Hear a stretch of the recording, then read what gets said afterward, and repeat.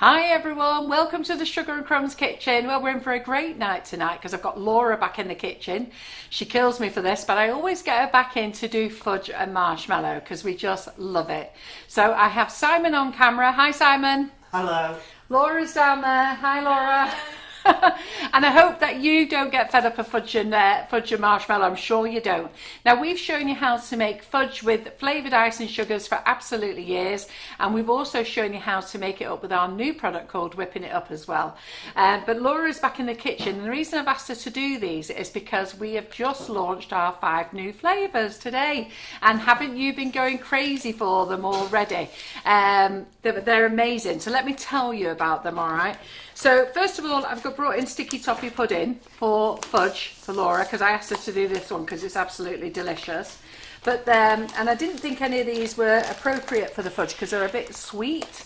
So I think the sticky toffee is. But for the marshmallow, I think all these 5 flavours are absolutely delicious. So let's start off with this one. So we have passion fruit martini. Now, passion fruit martini, as you girls know, I can't drink. I don't drink any alcohol. I have an allergy to it. When we make flavours, it's always a twist on the flavour. Remember, it's always going to be sweeter. It's never going to be exactly like the drink, but it will have a taste of it, okay? And I've put on there no alcohol. So anybody who's worried about alcohol being in it, they know that there's no alcohol in it. I have to say, it is lovely. And Laura and Karen, that's Karen here, Karen Griffiths, and Laura in the office, they just loved it. They was like, oh my goodness, it is to die for. So you're going to like this one. Now this one is a flavour, and this is a brand new flavour to Sugar and Crumbs. When I say brand new flavour, these are all new flavours, but we've either had passion fruit or we've had mango or whatever, but we've never had dragon fruit in the building. And I've got to be honest, dragon fruit is not one of my most favourite flavours, so I was a bit sceptical about this, but I thought, you know what, I'm going to give it a go. And I have to say, it's probably going to become my favourite. It is delicious. It's to die for. So do give it a go, okay? So certainly, yeah, absolutely, give it a go. And then sweethearts, okay, what I forgot to do, I actually forgot to put what I thought the flavour was. But those lovely, delicious Love Heart sweets that you get, with all the messages on, well, this is our take on that flavour as well. So I've not called it Love Hearts because there's so many things called Love Hearts anyhow. I just thought I'd call it Sweethearts, but it's a really nice nice flavour, and I have to be honest, the girls love this one. These 5 flavours, we loved all of them. I think we tested about 15 flavours, and these 5 sort of came like, yes, we like. So there's that one. Twister, so there's a Twister ice lolly out there, and this is zesty fruit flavours. So I called it Twister because it's very fresh, it's very zesty, it's lovely. I'm sure you're going to love it. And Laura's going to use this one tonight, and she's going to make marshmallow with it. So this is all ready for her to show you how to chop it later. And we've just been looking at all the colours. I don't know if you can see there, Simon, can you see? Can you see how she's put the colours in there as well? So it looks nice, so she'll play with that. And the thing is, if you have never made marshmallow with our flavoured icing sugars, do give it a go. You'll never buy shop-bought flavoured icing sugars ever again. And they won't last long, seriously. You'll love them. So that's that one. And then we brought this one out. This is Mojito. Now this is a non-alcoholic version as well. It's delicious. We have tried this flavour before, not for sale. We actually did it, and we did it as samples, and I sent out as samples to people, but we just didn't think it was right. But I'm quite happy with this one now. Even though I don't know what a mojito tastes like, I have had everybody else taste it. And obviously it will never be exactly like the alcoholic drink because it's a bag of sugar. So we have to remember that. So it's a twist on the flavour. But again, no alcohol, so everybody can drink it and not worry about any alcohol being in it. All white in colour, all delicious. Now we've put these on individually at the normal price, but we know lots of you will want to buy a bundle. So we put a bundle on, works out £2 a bag, 5 for 10 quid. I've just had a look at stock. And they are selling rapidly, really rapidly. So you're going to absolutely love those. And then what else I want to tell you? I've got some other goodies I want to tell you about as well, but Laura really needs to get on and do her fudge. And then she needs a bit of a time where she needs to have a break. So when we come over to that area, I'll come back round, show you some new goodies, talk to you about our new Wonder Dust. Look what I've been lustering today. So Terry's been doing some videos for me. So this cake here is the one that Rachel Hannah did when she did it with the chocolate ganache in the Bridget's cake room ganashing kit, and then she showed you how to sugar paste it on Monday, and then I've lustered it, so that's luster, but the others are all dummies. But I thought I'd luster them all up with the new Wonder Dust, because you're going to love them. They are beautiful, they're so easy to use, and we've done just little quick videos so you can see how it's done. Yeah? Right, you ready to take over, Laura? I am. Great, catch you in a bit.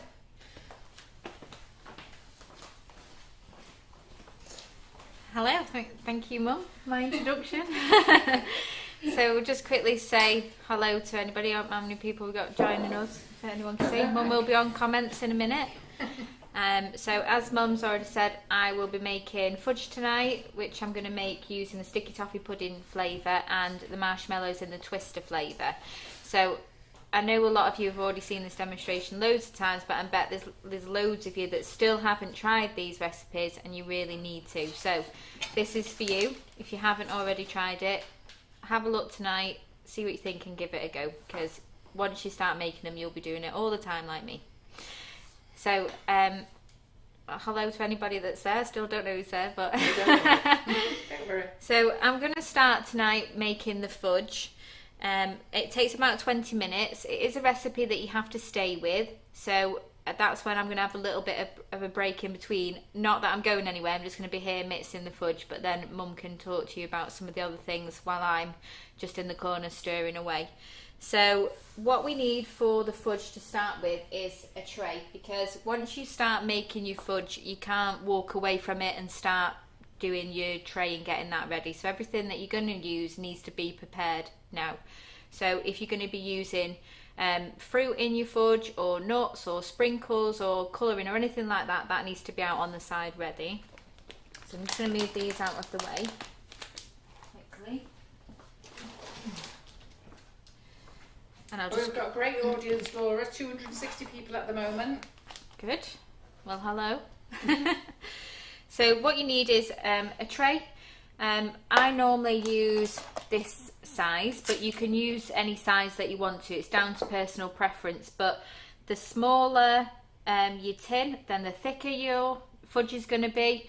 The longer your tin, then the shallower it is. So it's down to preference on how thick you want those pieces to be when you've finished. So with the tray, we need to line it with some parchment paper, greaseproof paper, baking paper, whatever you want to call it. All of them work exactly the same. So to line the tin, they're loving the multicoloured nails, Laura. Do you know, I thought I saw them multicoloured. Is this the new fashion? well, this is Holly playing with nails. We bought one of those kits to do at home, so we've been I couldn't decide what colour I liked, because I don't think I would like just one colour, so of all of them. So we had a little play. I have got some super glue stuck to that one, so that was for some bits that she was going to stick on, but we couldn't get them to stick on. But yeah, nice and colourful. So you need to take your paper so that you've got a couple of centimetres all the way round, and then just cut. It needs to come up the sides of your tray.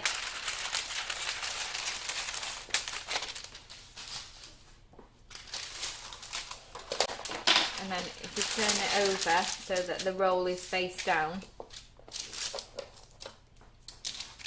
and then just cut into the corners. I don't know, can you see? Yeah, It's 300 now, Laura.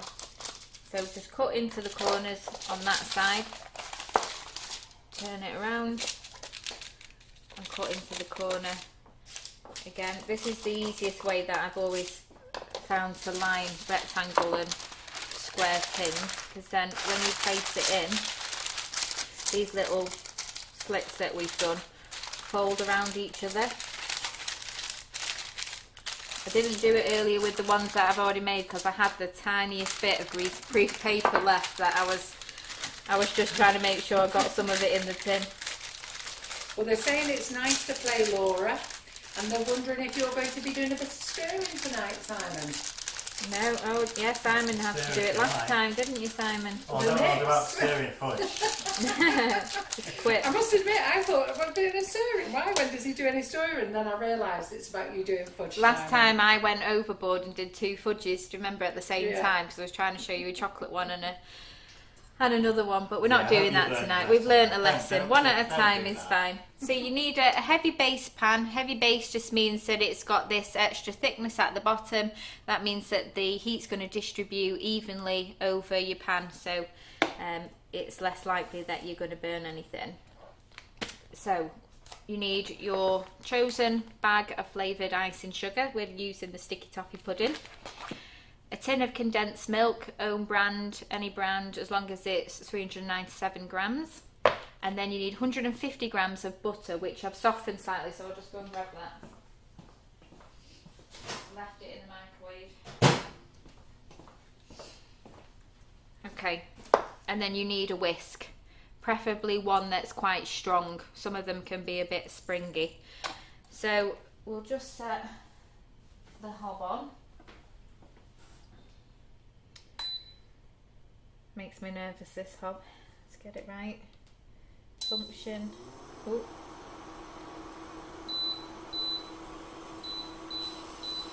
Just work out what's the highest. So on my hob at home, I've got an induction hob and I use it number 6. But on a gas hob I would use a medium heat, so just the medium setting on your controls. So the first thing that you need to do is put your butter in. So 115 grams of unsalted butter. If you was using a flavour like salted caramel, you could use salted if you wanted to. So Jane Temple said she always does your tins this way, and let's see if she's shown her. I've got to be honest, so do I. Yeah. I used to faff around trying to get this greaseproof paper in, but now it's really easy. I'm not so great on the round ones, but luckily I never have to show anybody. So we're just going to melt down that butter.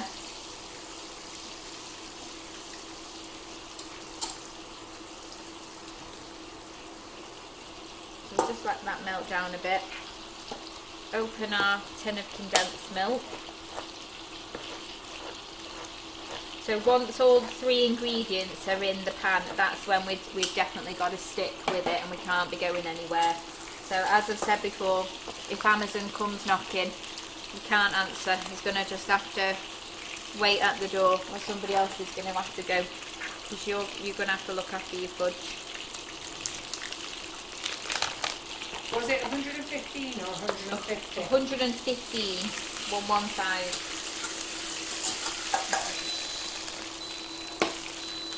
Turn that down. Can you use vegan margarine in this recipe? I don't see why not. Just going to get that. I don't know what the low setting is. Yeah, but you've got condensed milk here, haven't you? I've got can you use the vegan condensed milk? Yeah, so I didn't know that there was vegan condensed No, milk until I bought this the other day, and I seen it and I thought I'll have to give it a go one day. So I did pick up a tin, but I haven't actually had a chance to use it yet and see what it's like. But I imagine they've made it so that you can. Right, I'm going to have to change this butter because I've had it on too high. Yes, there's a lovely burning smell. Yeah. I need to. Are you enjoying that burning smell? I brought my own pan so that I would get used to this setting, but I don't think my pan likes it. There's a lovely burning aroma in here. Hot butter. We'll start again. So Suzanne Hayward says, I can't believe you're making fudge. I was only watching a video of you today making it. You were pregnant then with Harrison. Oh yeah. Not that she would know it's called Harrison, she said you were pregnant. Yeah. I've made it many, many times. So Kathy Heaton says, it doesn't matter what she does, she always gets tablet fudge and not soft fudge. But that's because she's overcooked us and she's you've just gone too far, that's all. There's a very fine line. It doesn't take much to go from the soft fudge to the tablet. It is just about a few minutes.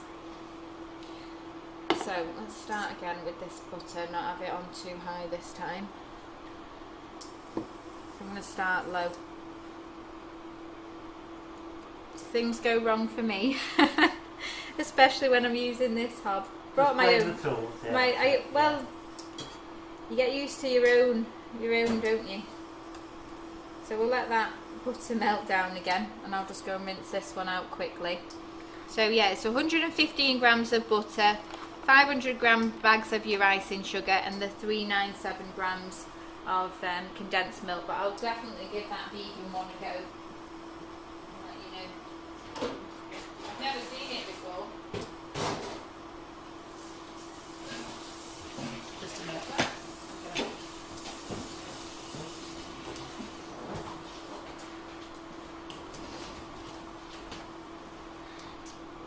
Okay.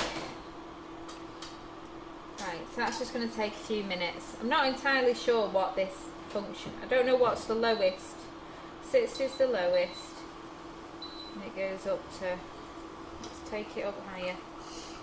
So yeah, at home on my induction oven I use number 6, and then I used to have a gas hob at my old house, and it used to have a dial so that you could put it on, you know, low, medium and high, and it was always medium, but this I'm still not used to.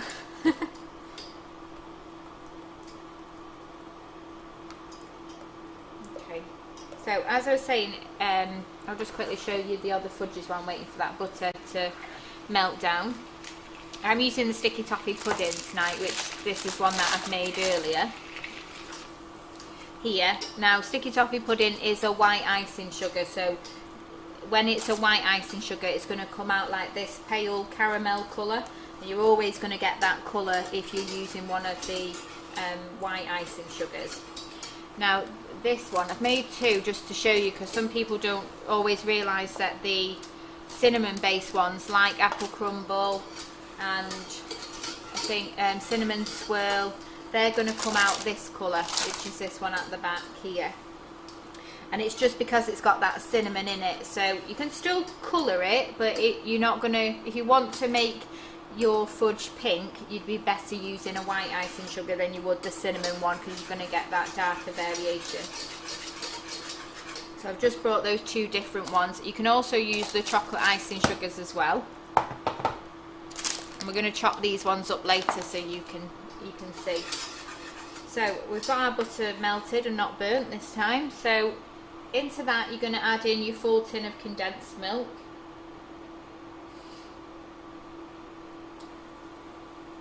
And because you can't really walk away, I don't tend to scoop it out with a spoon.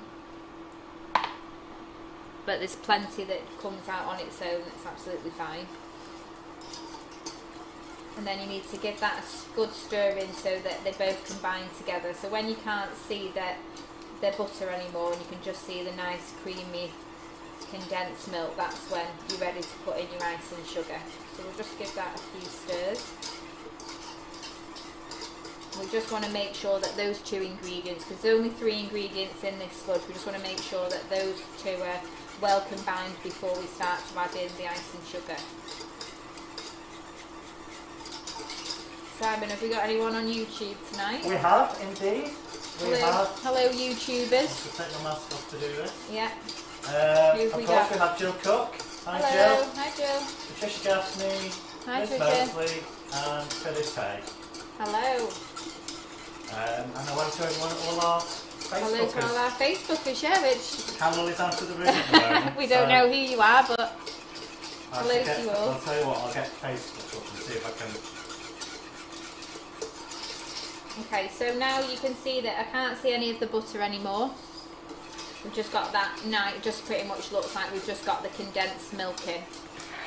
So whilst we carry on continuously stirring, you need to grab your bag of icing sugar. I never sieve it, I only sieve it if I've had it for a while. Because if you've had it for a while, it can get a bit lumpy while it's just been stored. Or if you've had the bag open to use a little bit and then you know you haven't closed it back up, then I would give it a sieve just to make sure you don't get any lumps. But just gradually pour in a little bit and then give that a really good stir. just to break down the sugar into that mix. And this will decrease the chance of you getting any lumps. So a little bit more.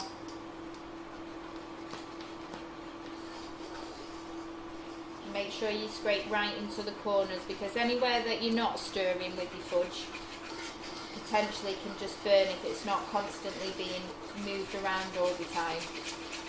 So it is a good workout, which is why we got Simon to do it last time, save my arms. A bit more.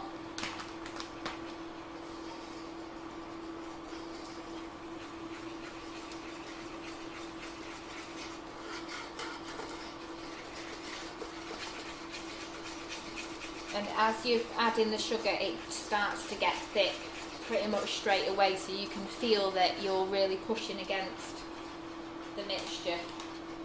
So let's get the last bit in. And by not putting it all in at the same time as well, you're not getting it all in the pan.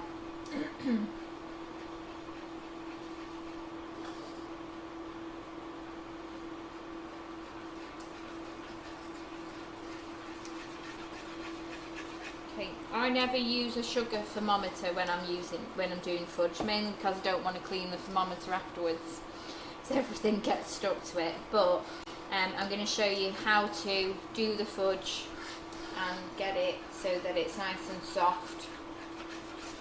Anything over where I show you when your fudge is ready is going to be your tablet of fudge, and it can be quite quick depending on different things based on your hob. How quickly your temperature on your hob increases. Sometimes if you're not stirring fast enough, then it can heat it and make it more tablet-like as well. So it's really important that if you do want that soft fudge, that you constantly stirring.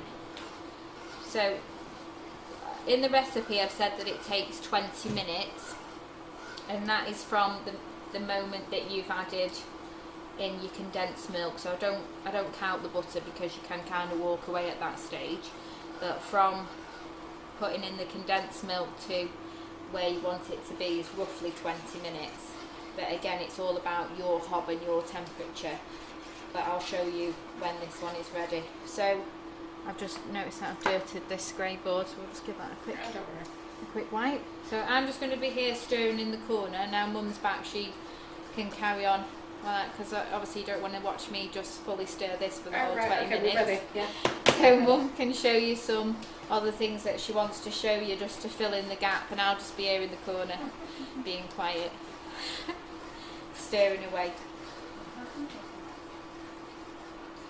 So the reason why I'm saying don't walk away, if you walk away and that heat just starts to come up without it being stirred, it will burn your sugar, and then you'll get little brown bits in your fudge, which you don't want really. Right, okay, just to let you know, there's some new classes going on the website, so I just want to pop these out. So I'm not sure if any of you are in Claire Corbett's class next week, but she's doing her couture cupcakes. So can you see those there? So these are her couture cupcakes that she's doing, and unfortunately I broke one. Sorry, Claire. I broke the petals off. But if any of you are joining that, that's on Wednesday, and Doe Griffin is in on Friday for her Easter cupcake classes as well. And then Easter cupcakes classes. So if you want to get signed up for those, do get signed on. And when you see these, you don't have to do them these colours. You can do them any colours you want. You know, pastel colours, they'll look beautiful in pastel colours, these as well. Or you can go in vivid reds, whatever you want, whatever colour you want to do on the day, you can do them. Claire is an excellent teacher. She has taught with us all the way through last year during COVID, and she did put on the groups there, what would you like to learn? And you all came back and said that you'd like to learn some more cupcakes, so there they are. And she'll do lots of other things in class as well. So if you want to sign up for that, please go to the classes on our website.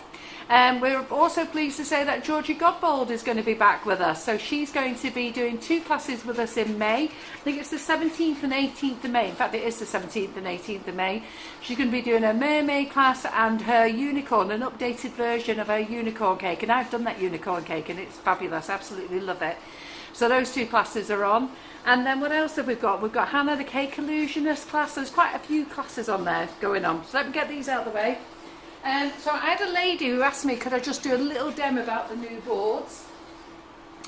Simon, did you bring that other training board back by any chance? The other grey one? Is it in there? Do you want to just grab it for me? Yeah, you just grab it for me, sorry. I'll just move it out of the way. So, pardon? I haven't looked in there with what you brought back. So a couple of ladies have asked me about how to look after your board and why you love them, and we get them. And I had to laugh at Julie Rogerson's post this morning, and Rachel Hannah came to the warehouse today to pick up her board, and you just can't help it but massage it. Just lovely, isn't it? So this is the grey board, which, you know, as you know, Sugar and Crumbs has always had the pink board, which is underneath there. And this is grey board, so they're in stock. But last night I put on the website the other sizes, which I'm just going to show you now. We are out of stock of the pink ones, but they'll be back in stock next week. The lovely man who makes them for me has broke his ribs. And so he's not been able to do as many, so he does 12 a day for me, so he's trying to catch up. So I just want to show you a couple of other things. Let me just see.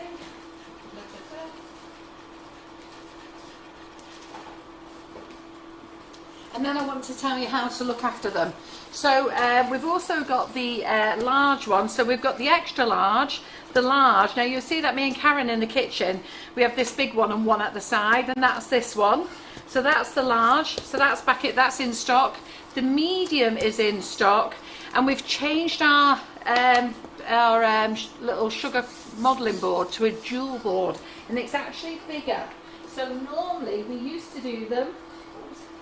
Moving on.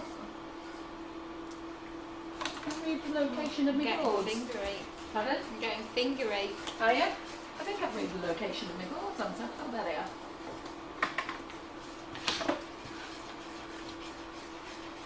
So the veining board we used to do smaller. Can you see that there? Go over to the top. So it was just a small one. There we go. So it was just a small one, okay, so this is, but I've actually asked our supplier if he can make it bigger. So this is for your veining, and you've got your Mexican hats there, and then you can turn it over to your dual board for just rolling out your small amounts of sugar paste, because I know lots of you find this really handy for doing your flowers on if you don't want a big board. So that's the new size, and the pink ones are going to be done in this size. So we used to have a plain one of this, and this one as well. Well, now we're going to get rid of both of them. They're out of stock, and we're going to be replacing those in pink. But at the moment, we've only got grey in, because he's been working on the grey for me. Aren't they fabulous? And everybody who's got a grey one, don't you love them? And I do find it funny now, because people are saying if they've got a pink, they want a grey one, and the people who've got the grey are thinking, I love it that much, I want a pink one. So it's madness. But anyhow, they're exclusive to Sugar and Crumbs. I actually had them designed for Sugar and Crumbs. So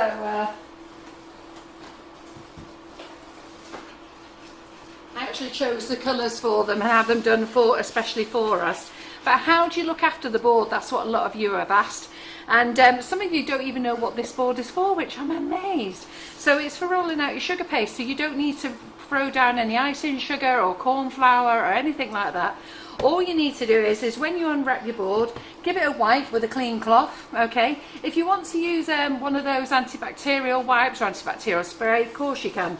Give it a wipe, okay? But before you roll out on it, you must dry it over. So just make sure you dry it over. Do not go and wipe, do not roll out on a wet board.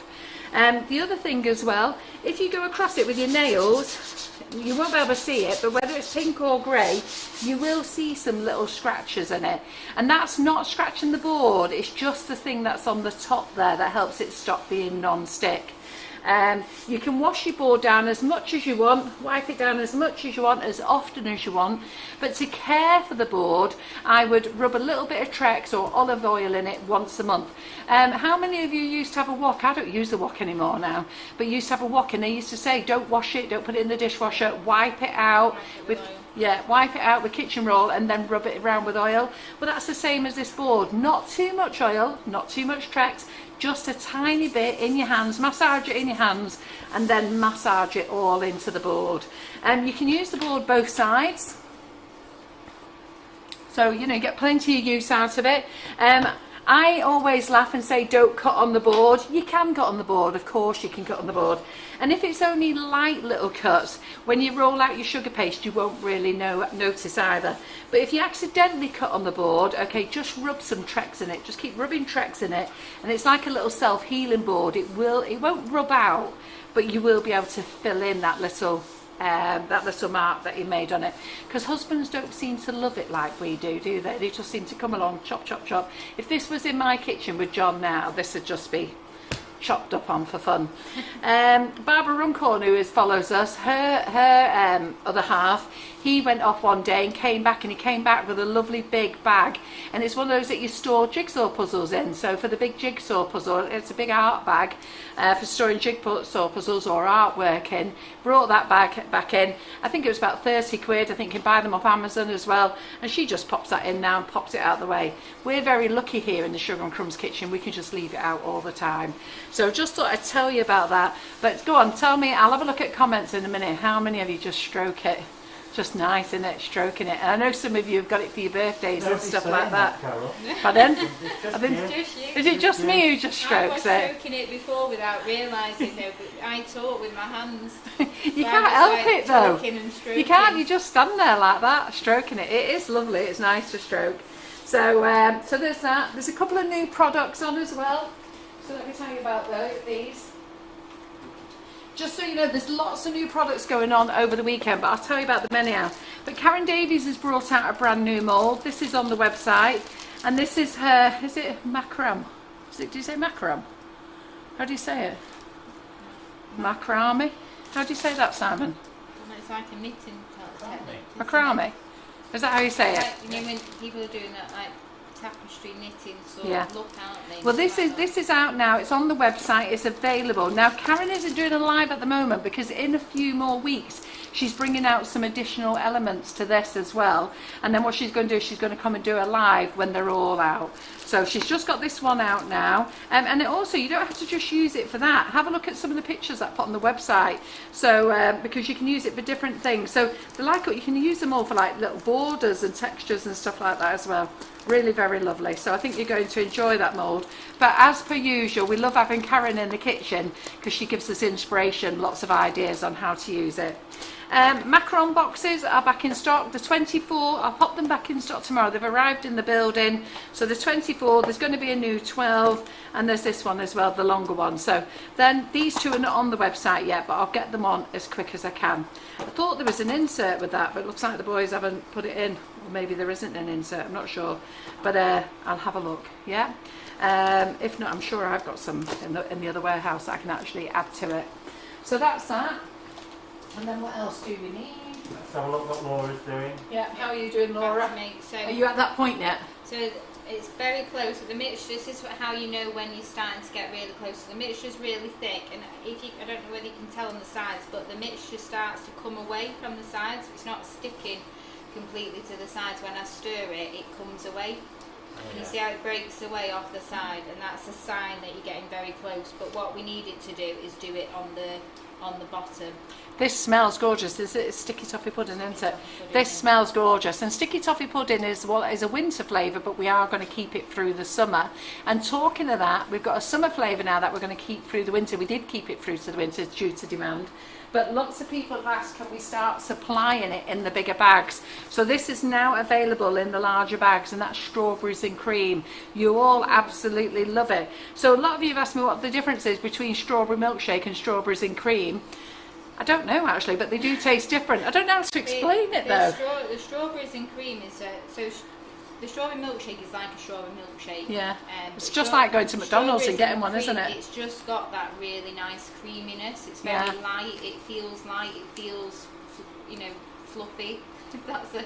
I think this is going to earn it. Definitely like a spring summer flavour. I think this is going to earn its own bag soon. White chocolate and raspberry has definitely earned its own bag, so we're going to have those printed up soon. But I think this will be the next one to get its own bag. But just to let you now know, it's now in 250 grams and it's in 500 gram units as well. Not 250, 2.5 kilos and 5 kilos. I'll get my words out in a minute. Right, what else do I need to tell you? Wonder Dust is in stock, so I just thought I'd show you this. You have to be quick, Mum. I'll be quick, Look at these. Don't drop it. Look at these colours, I don't know if Simon can see. Lovely. But aren't they lovely and sparkly? So this is just Wonder Dust, this is. So I think this is the glowing bronze, this is the pearl, this is the sparkling gold, this is the ruby rose, and this is the copper at the top. Aren't they fabulous then? And they're lovely. So I've had Terry do me little videos this morning, so I don't know when she's going to release them and put them together. So dummy. Once you've done your cakes, treat yourself to a pair of gloves off Amazon. I think they're only cheap, 12 pairs for not a lot of money, white gloves. So when you come to pick it up off your board and put it onto a cake board, then you won't get any fingerprints over it. But so Wonder Dust is doing really well. It's only just come back in stock and it's flying out. People are absolutely loving it. So make sure you add that to your basket. Okay. Yep, you ready? Yeah. So if Simon can get overhead on the pan now, I've had a few little bubbles coming up from the bottom, but the main thing that I know when it's ready is that it's breaking. When it was breaking away just on the side, it's now breaking away on the base of my pan. It's getting, when I stir it, can you see it in the corner? It's starting to break away and it's coming thicker into the centre. That is where you need to stop if you want a soft fudge, and that is roughly 112 degrees on a sugar thermometer. If you want tablet fudge, just forget about that and keep going and you'll get a tablet fudge. So I'm going to take this out now. You need to have, like I said, your pan straight away there next to you, and let's turn that off and go straight from your pan. Laura, what temperature are on there? On this it's 120 degrees Celsius it says. I have cooked it a little bit slower than I would do at home, only because I was just worried about this being different from how I do it at home.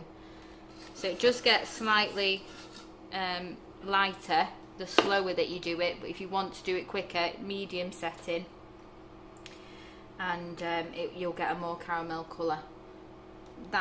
Don't try and lick it, it is very, very hot. Yeah. We've done this before. Yeah, my husband came, "Ooh, what are you making?" Took it straight out of the pan as I've just poured it, licked it, tongue practically stuck to it, and he cried for about an hour. Leave it for about 5-10 minutes and it goes completely cold, and you can pick it all off and eat it and enjoy it. So we've got this in here now. I forgot to mention, if you are going to add sprinkles or nuts or fruit or colouring, you just want to add it, have it to hand and just add it in probably halfway, so not just when it's mid cooking, so when it's not too thick, because the thicker it gets, the harder it gets to stir it with. The nuts just going in, they just tend to stick to it. So I just have a little palette knife here at the side, and you'll be able to see there that it's already starting to get a skin on the top. So if I try and drag here, can you see that a bit? I'll lift it up. Yeah. No, we've got a skin already, so that's how quickly it starts to set. Now this needs roughly half an hour to an hour to set for you to chop it up, but I tend to just leave it until it's completely cold, but it depends on how quickly you need your fudge. But leave it on the side, you don't need to put it in the fridge or the cupboard or anything, you just need to leave it out on the side as it is, and then just come back to it when you're ready to chop. So we'll chop up some that I've made earlier, so we'll move this one out of the way. This can go onto here, can't it? Yeah. It's not red hot. No. So these are the two that I already made earlier today. So this one is my sticky toffee, and it'll just come out like that. You can lift it straight from your tin, so I've not used any grease or anything in there. I've just used the baking paper. Peel away your sides and you should be able to pick it up like a complete block. You can, when I'm saying that if you overcook your fudge, you're always best going that side to overcook it and get a tablet fudge rather than undercook it, because if you've undercooked it, you'll pick it up and it's not got to heat, it won't set properly, so it'll just be quite flimsy and slushy and you won't be able to get a nice slice out of it. So there's those knives that I've got. So a few people are saying they loved it when you showed them the microwave method. So Laura's been in and showing you how to make fudge with the icing sugars, with the microwave method. We haven't done it with whipping it up because you don't need egg for this, do you? It's marshmallows we've done it with, haven't we? So we've done it with the microwave method. So if you go onto our YouTube channel and then look back, I'm not sure if you can go to our YouTube channel and just search Fudge or Laura. I think you can just search. Yeah. Search fudge. Yeah, I think even if you go into Google and put Fudge, Sugar and Crumbs, it will come up. And then there's a microwave version as well. But this is the way Laura's always made it this way. So if there's anything you need to ask, just ask and I'll sort it out for you. Yeah, I've been making this since 2014. So you can guess how many times I've actually made it. And everybody loves it and never stops eating it. So that's our sticky toffee pudding one. So it's nice and soft, but not too soft. It's just like your nice vanilla fudge sort of texture. And that it's a nice surprise when you give it to somebody and they just assume that it's going to be vanilla, but you've used one of the different flavours like this and it blows the mind completely. So we'll put that one aside over there. And then the cooking is exactly the same for the chocolate fudge as well. Last time I was here I made a chocolate one as well as the white one. I think the all-time favourite with the fudge has always been salty caramel and apple crumble. Yeah. Apple crumble's finished now until the winter, and then cinnamon swirl's always been a good one, hasn't it? So this is what you said. This is. I had a bag of apple crumble left, and I couldn't resist doing apple crumble for this one because I only really needed to make one, but I wanted an excuse to make two. So I'm just saying it's like different colours for you. And other ideal fudges, if you've got them, is toffee apple. That's amazing. Like I say, sticky toffee pudding, vanilla latte. They're delicious. They're all perfect flavours for fudge. I didn't let Laura. I said to Laura, don't do the fruity ones. I've got to be honest. We've had fruity fudge, and I've not been so keen. No. So that's not everybody's cup of tea. The black cherry works really nice, and the cherry bake well. But like your zesty flavours, like orange zest and lemon drizzle, they're just. I think they're more suited to your marshmallow. Yeah, I think so. So I've chopped up some of that one as well. So you can see how easy it is to chop up.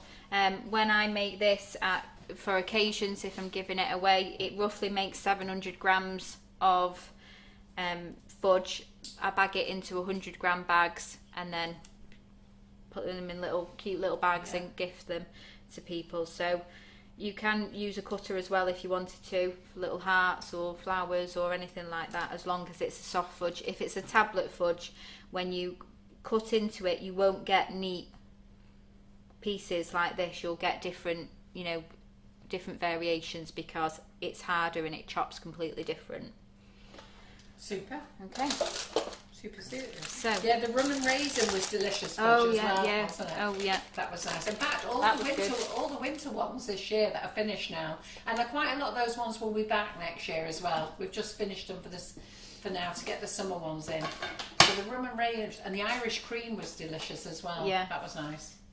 Well, there's so many to choose from. There is. So if you haven't had a go and you've watched this loads of times, you definitely know how to make it. So give it a go.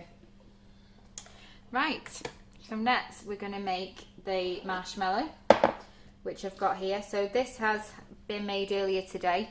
I've used the Twister flavour, which is here. And I've took inspiration from the packet. Twister, it's like a variation of the Twister ice lolly. It's lemon, lemon, lime and raspberry. Yeah.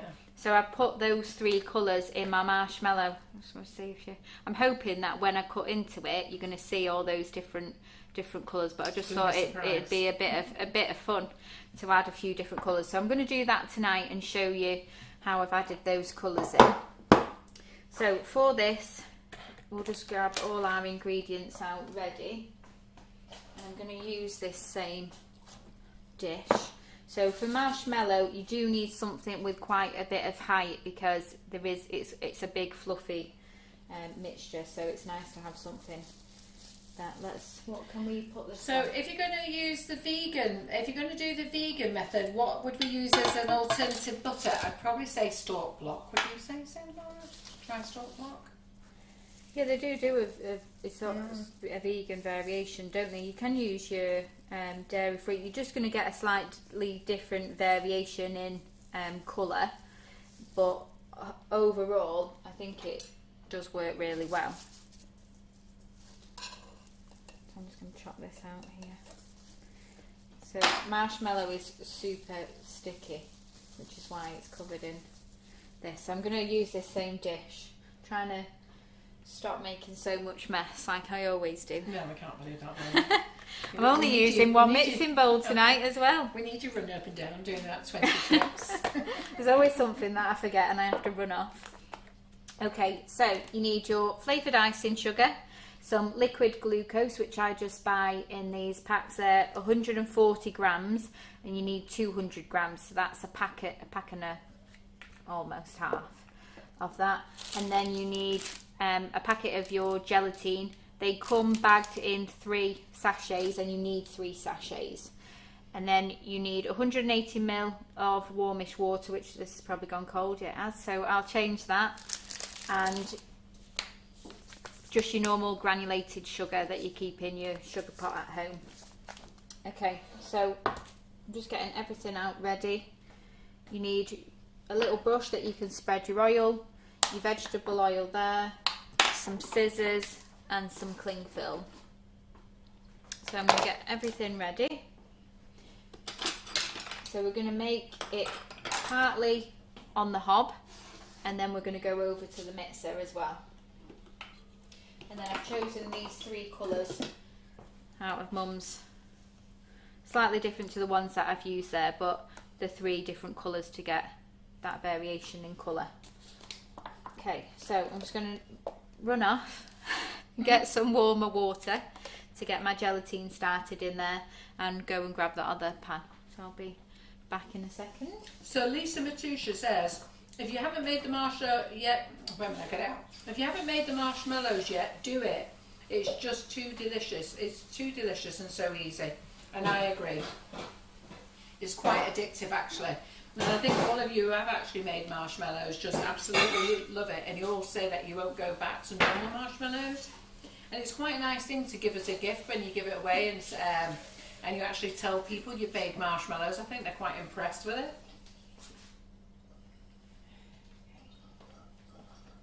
Laura, can you use caster sugar? Yeah, you can. I have used caster sugar in the past, but I just find that the granulated sugar, with it being a bit thicker, just breaks into a nicer syrup for this, because we're using a lot of marshmallow recipes just use granulated sugar, but we're using half to add some flavour by using in the icing sugar. So I just feel like gives it that little bit of more syrupiness that you wouldn't necessarily get if we just used all icing sugar. But I've used caster sugar and it has been fine. I don't always have sugar in, especially went to the shop before and bought a bag. So now I will have it in. Nutty Elaine says she makes it all the time and loves it. Shona says, I did the whipping it up marshmallows and it made some really lovely spongy marshmallows, but I need to do this version as well. We were surprised actually when we tried the whipping it up. We were quite pleased. The difference between the whipping it up and these ones that I'm making tonight was just the texture was slightly different. The whipping it up ones are slightly more of a soft, spongy sort of texture.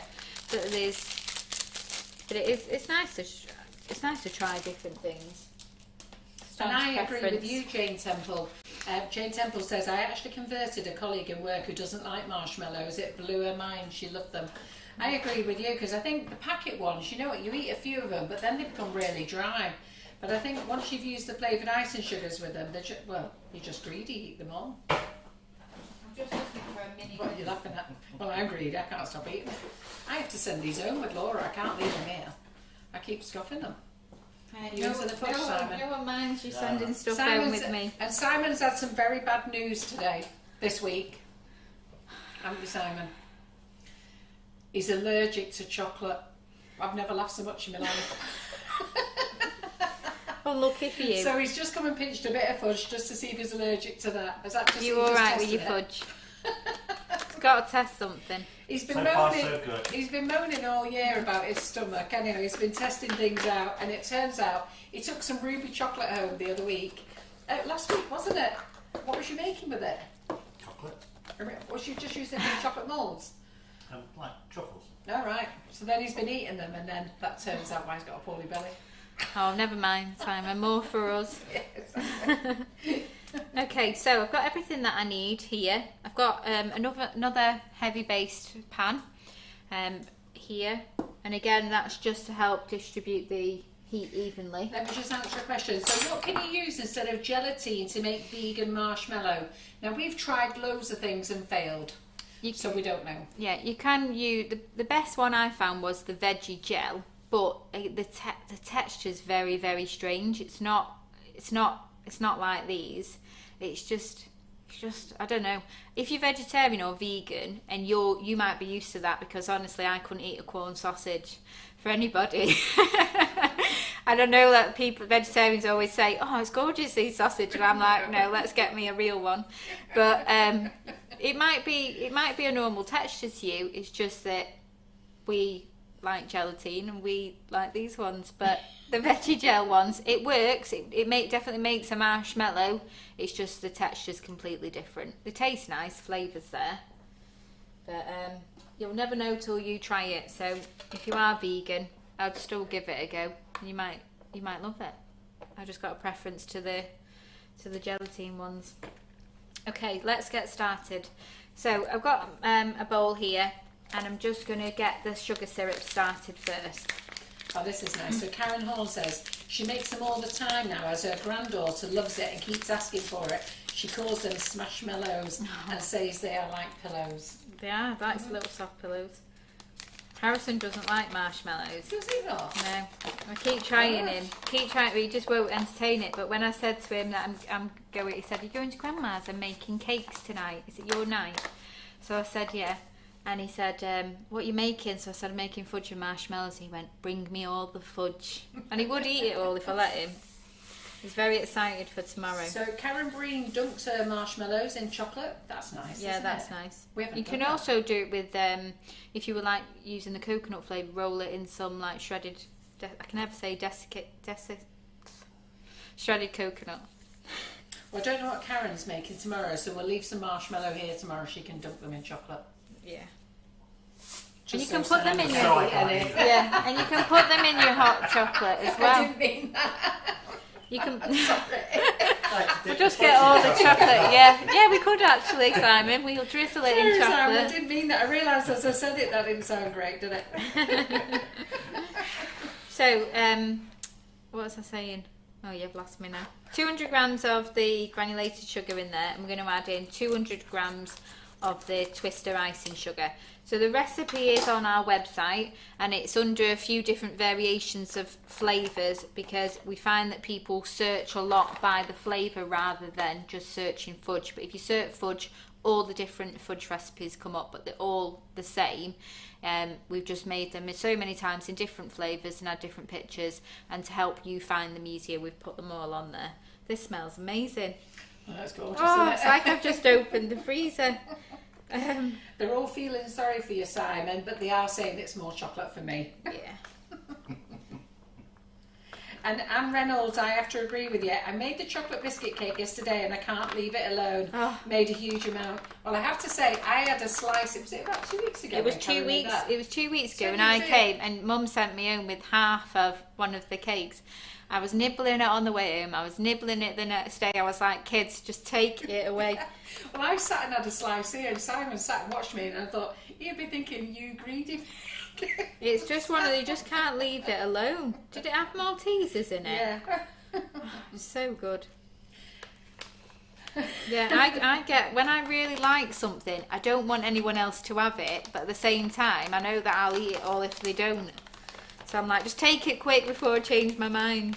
I like this question. So lots of people are saying about how much weight they've put on during lockdown. And Karen Naylor says, put your scales in the loft. Problem sorted. Yeah.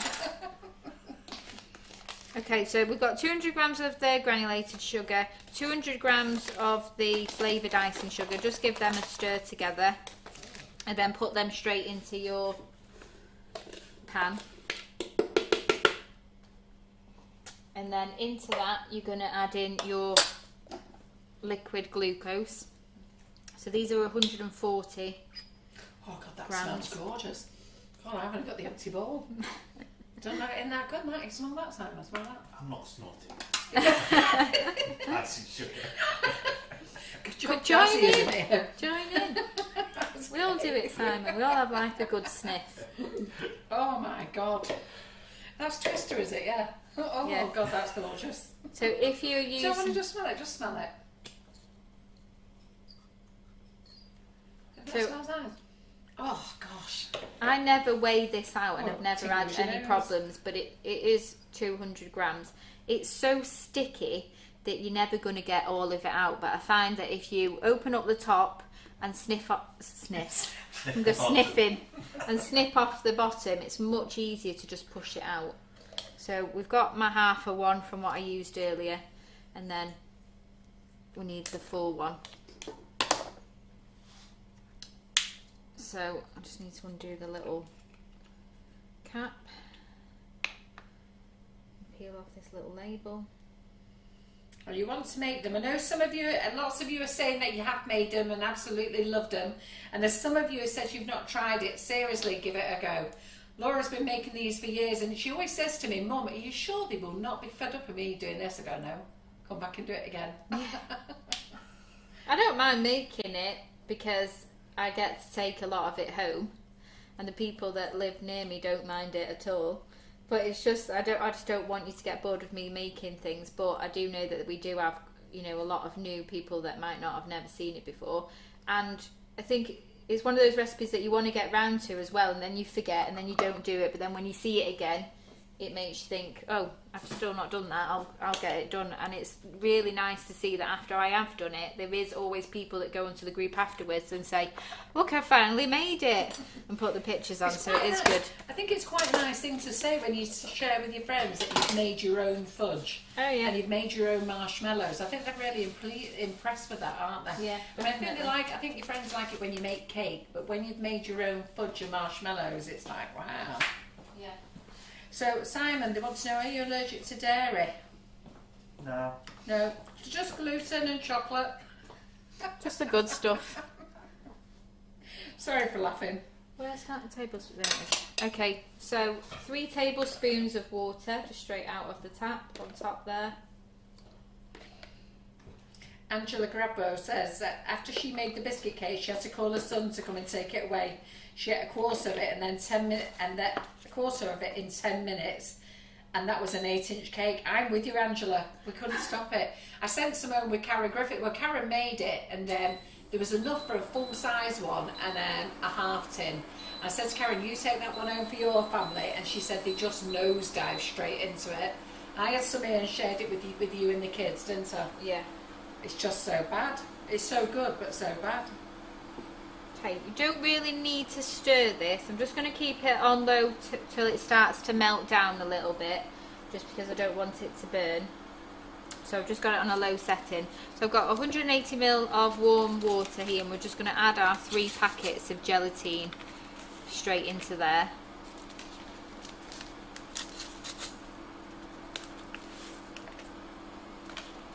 and then we're just going to set that aside and let it dissolve properly. Now don't worry, in the past people have said to me that when they've made the gelatine in here it has started to set too much, and we want to try and keep it in a liquid form so we can pour it into the marshmallow when we start whisking. If it does start to look too thick and gloopy, just add a tablespoon at a time of hot water and it should break it back down, and it's amazing how little water you can put into it to make it break back down again. If you try and put it in when it is too gloopy, that gloopy will just end up being in your marshmallow, and you definitely don't want that, so make sure that it is still pourable. Okay, so just give this a little stir. In there, so I'll just run over what we've got in here, because I know we talk a lot in between. So it's 200 grams of granulated sugar. You can use white caster sugar as well. I just find that the granulated sugar makes a nicer, thicker syrup. 200 grams of your chosen flavoured icing sugar, and 200 grams of the liquid glucose, and then 3 tablespoons of water just straight out of the tap. It doesn't matter if it's hot or cold. So as this starts to break down, it'll become more translucent as well, so it's quite white at the moment, and I'm just helping it along because I don't want it to catch. So Debbie Hargreaves is just saying, how long does the fudge last once it's made, assuming you've not ate it? Not very long. So as soon as I've made it, people start picking at it. Yeah. So it can last for about 4 weeks, I would say. You need to just keep it in an airtight container. So as soon as it's set, chop it up, put it in your little bags or in an airtight container, and it's fine. And when I say 4 weeks, it is fine after 4 weeks. I would say it would go up to 6 weeks, but it does start to get more crumbly as a texture, but it still tastes nice. It just becomes a bit more tablety over time. But I've never known anybody to have it longer than. But we have tried it. I do keep sticking things in the back of my cupboard to see. I find it amazing if anybody can save it. No, well so when I last made the whipping it up marshmallows, I stored some in a airtight container, and I put them in the back of my cupboard to forget about them, and set an alarm every Thursday to check on them, and they were absolutely fine for 3 weeks. The texture hadn't changed. They were exactly the same as they went in. So 3 weeks for the marshmallows.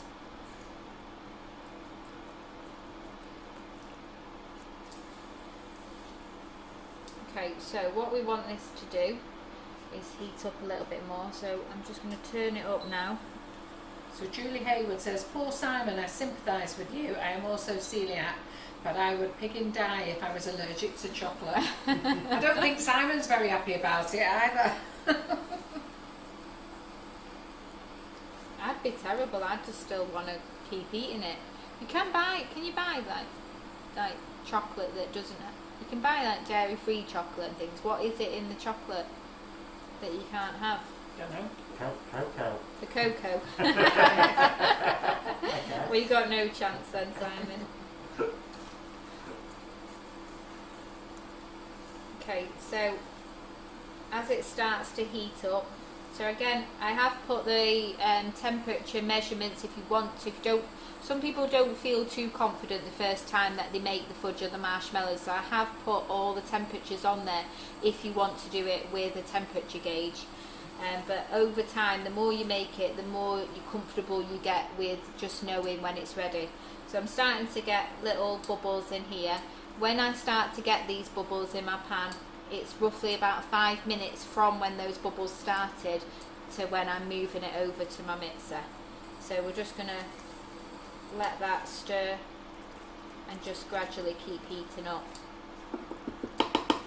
And then in between, while you're waiting, just keep coming back to your gelatine and just giving it a little whisk again.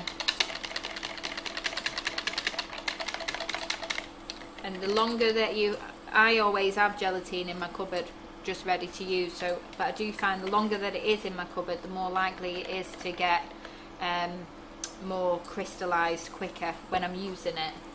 So I probably will put a little bit of hot water in that by the time I need to use it. Oh, the kids are going to love this tomorrow. The kids are going to love this tomorrow. Well, not Harrison, but I will try him again. He does like Twister lollies, so maybe he will like it. Maybe I've just not done his flavour yet. But the marshmallow, not this flavour, but with other flavours of marshmallow, you can put them in your hot chocolate. I've also used them to make s'mores. I've made some cookies today, and the kids love melting a marshmallow in between the cookies. You can do that exactly the same with these marshmallows. Does he eat it melted? He'll eat it melted, and he will have it in his hot chocolate, but it's got to fully be, you know when it goes really soggy at the bottom of your cup, he likes it then. I just don't think he likes the springiness. I don't know. He's only 3, who knows? Who knows what he likes for what reasons. Okay. So you will need a mixing bowl for the next step, and you need a whisk attachment on there, and then there's a vegan as I said before, you do need a tray. I'm just reusing this one just because I have already used it, but you just need roughly a brownie size tin, and you need some cling film as well. I don't think it's the vegan side, it's the cocoa you're allergic to, isn't it? Yeah. It's the cocoa powder he's allergic to. I'm just going to turn that a little bit higher just to get those bubbles really going. So as it heats up, it gets thinner and thinner. So at first, when it was quite slushy, it's now getting more into that runny syrup stage, which is what we want it to be like. So to put your marshmallows in, you need roughly a brownie sized tin. You need some cling film. You need to take the cling film right over the top of your tray, and then pass the other side, because you want it to cover all the surface of the tin. The more you can cover, the less you're going to get this sticky bit here, and it makes it so much easier to get it out when it's set.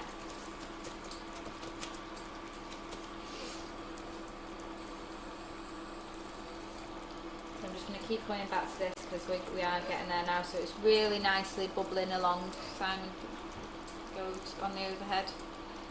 To me, that overhead? Yeah. Yeah, this too. This one. So it's really bubbling away now, and as with the fudge, when that's started to get the temperature, you can just pull it away, and you can see the base of your pan, and that is the temperature. So you can use it from this stage now that you can see the base. When you move it like that, it can be separated. I'll show you. Can you see? It's so hard to see everything on there, but you can just about see that black when I'm stirring, and that's what we want it to be like. So you need to have your mixer ready to go. You need it down, and you need to switch it on as soon as you start to pour your syrup in. You want to pour the syrup in at the side of the mixer so it doesn't touch the side of the bowl, but that it's also not going all over the whisk either, because what happens is as soon as I take it away from the heat, it starts to crystallise, and you will most of the time get some crystallization on the top of your bowl, but when you scrape out the marshmallow later, it doesn't come off with it, so it's absolutely fine, don't worry about it. And it does a bit of hot water and it'll rinse off. So we're going over to this side. Simon, I'll take the... Oh, I've got the... Sorry, you still wrong one. Come on, you can pull that up. Yeah. Sorry.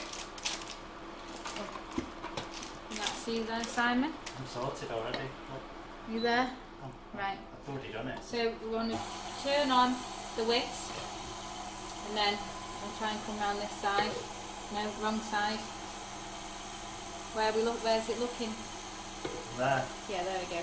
So you want to get it down the side so that we're not really getting it on the whisk, but we're not getting it too much on the side of the bowl, and just let it pour in really slowly.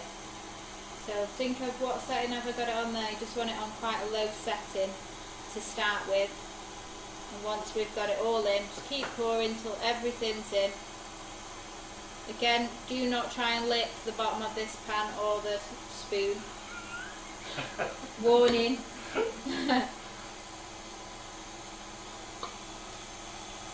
John did that with caramel. He came in and stuck his finger in. Yeah. And stick it in again. So it gets really set. So I've done it on this glass bowl so you can see that you do get some crystallization.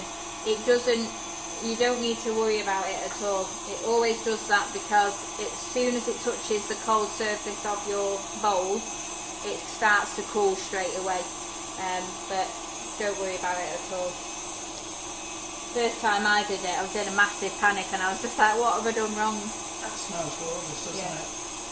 Okay, so well, we're just going to let that whisk just on a slow at first, then slowly, gradually go up a little bit.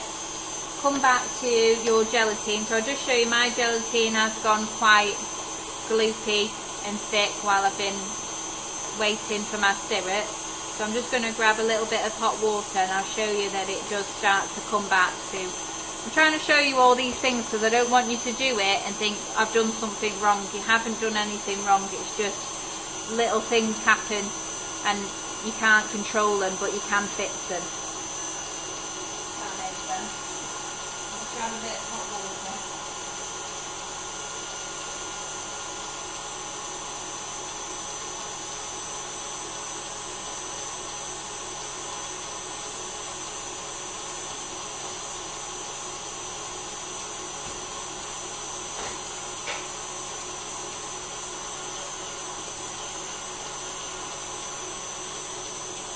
Back. So back on this overhead, Simon. So I'll lift it up a bit just so you can see. So it looks, it's not like fully gloopy, but I want it to be more runny, more of a runny texture. So just get a tablespoon of hot water, add it in, give it a little whisking and just see what it does. You might need a little bit more, just depends. You just want to stir that in and see if you're getting that more thin consistency that we can pour. Pouring consistency is what I wanted to say.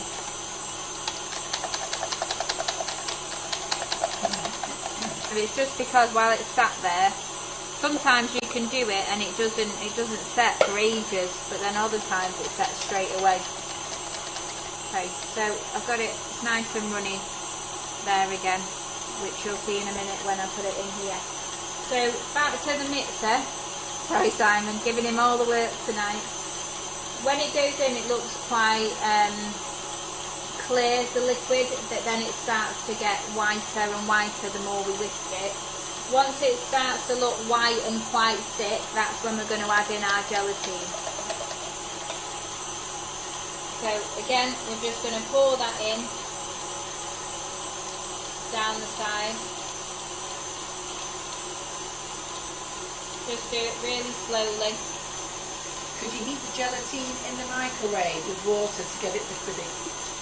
You can do, but what I find is if you I started off with just warm water, but what I find with gelatine is that if I do it with hot water at the start, it goes runny, but then it goes crystallized as it starts to cool. So you have to just do a sort of like lukewarm temperature, but then I add hot water by a tiny bit later on. How much water did you put in the gelatine for it to start to develop? 180 ml. 180 ml.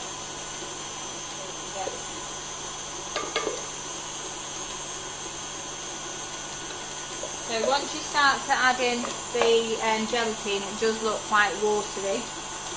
You can go back over onto this again, Simon, sorry. So it looks very, very liquidy. We need to go back. Let the professional do it. What? I don't know what the angle of... That one's the white one. That's what we're on now. Right, okay. But I just thought I'd get the angle on that. Okay. So that's going to take roughly anywhere between 6 and 10 minutes to get to the texture that we want it to be. So in that time you can be getting your tray ready.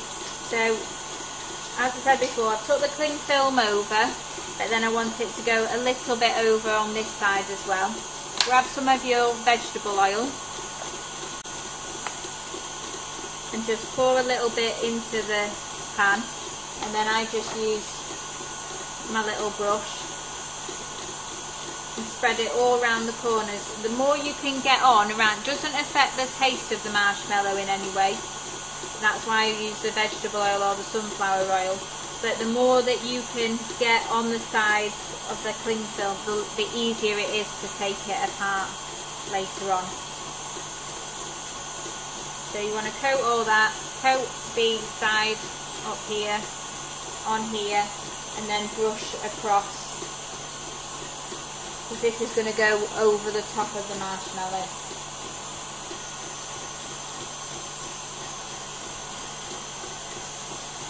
And you know you've missed a bit when you get these bits.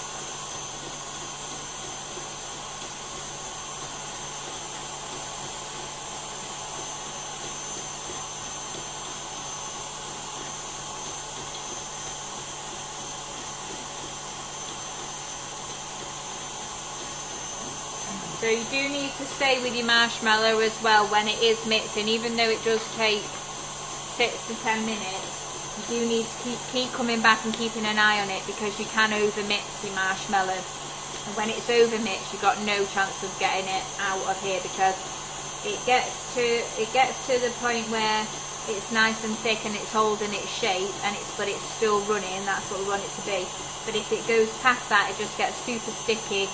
Start sticking to the bowl, the mixer, everywhere, and you just can't do anything with it. So just keep an eye on it. If you've like checked your time and you keep checking to see it's roughly ready, you can just stop the mixer, lift it up, and just like meringue, you want it to hold there, so you don't want it to just run off your whisk. So we know it's not ready yet, but we can see that when we're pushing that whisk back in and out, we can see that there is some thickness there. So just keep going a little bit longer. Let's grab the scissors. So you're just going to chop this. So it's always a good idea to have this ready straight away, so you can pour in. Move all this mess out the way. So the behind the scenes stage.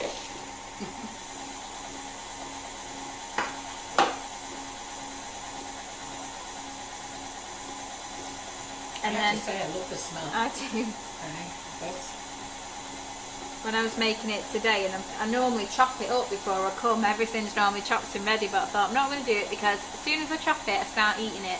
So I thought if I don't chop it, I've got no reason to start eating it on the way, have I? yeah. Otherwise I'd be in the car and half of it would have been gone by now. Okay, so 3 colours that I've put in this one over here are roughly these 3. You don't have to colour your marshmallow, you can just go with it as a white marshmallow. Your chocolate one, if you're making this with a chocolate icing sugar, it's obviously going to be brown, so you wouldn't colour that. And then again, the cinnamon based ones, you will get a variation in colour, so it's going to be more of a caramelly, speckled sort of look. But the white one is ideal for colouring if you want to. You can add things like fruit and nuts if you want to, but I would do them right at the end when I'm adding the colouring in. So when I think it's nearly ready, that's when I'm going to add the colouring in, just at that final stage, and that's where I would advise you to add in anything that you wanted to add into it. Loosen your voice. So I'll just check it again, see where we're up to. So we still need to go a bit more, so we'll just put it on again, a bit faster. So I'm just going to move this aside. So what you'll need when it comes out of here is you're going to need your spatula, and you also a palette knife as well. And that just means that you can scoop all of it out and then just use your palette knife to get a nice flat top as well. So I'm just laughing at Geraldine Allen because there was a scammer on the page a few weeks ago and I couldn't see the comments. So I was asking people to screenshot, send them to me, and then I was sending them to friends who I know who could help report them. Anyhow, somebody sent me a screenshot of Geraldine's brother, Nick Ty. So I'm just laughing because Geraldine's just put, Carol, I think there's a scammer on here called Nick Ty. And I had to tell this lady, oh, that's Geraldine Allen's brother. And it's because he's having a bit of banter on here with the ladies. So if you do see Nick having a bit of a banter, he is Geraldine's responsibility. So I'll leave you and Geraldine to deal with him.